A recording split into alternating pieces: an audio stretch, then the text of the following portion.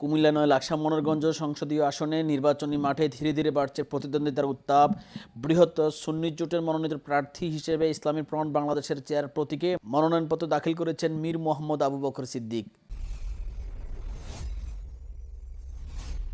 রবিবার ২৮ ডিসেম্বর বিকেলে তিনি লাকসাম উপজেলা নির্বাহী অফিসারের কার্যালয়ে উপস্থিত হয়ে উপজেলা নির্বাহী অফিসার নার্গিস সুলতানা এবং উপজেলা নির্বাচন কর্মকর্তা নুসরাত জাহানের কাছে মনোনয়নপত্র জমা দেন।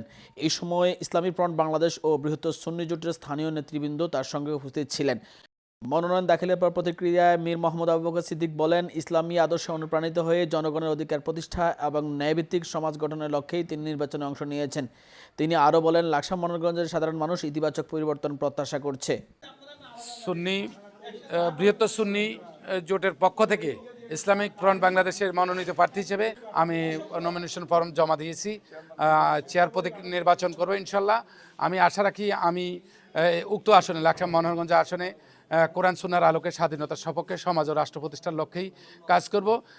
আমি আশা রাখবো এই অঞ্চলের ভোটাররা ওনাদের সঠিক চিন্তা চেতনার মাধ্যমে স্বাধীনতার সপক্ষে কোরআন সুন্নাহর আলোকে ওনাদের মূল্যবান ভোটটি ওনাদের পক্ষ থেকে আমাদেরকে দিবেন, সে আশা ব্যক্ত করেই আমি সবাই আপনারা এসেছেন এবং যারা এই দেখবেন মিডিয়ার মাধ্যমে, প্রিন্ট মিডিয়া বা ইলেকট্রিক মিডিয়ার মাধ্যমে সবাই দোয়া করবেন এবং সবাই সহযোগিতা কামনা করছি।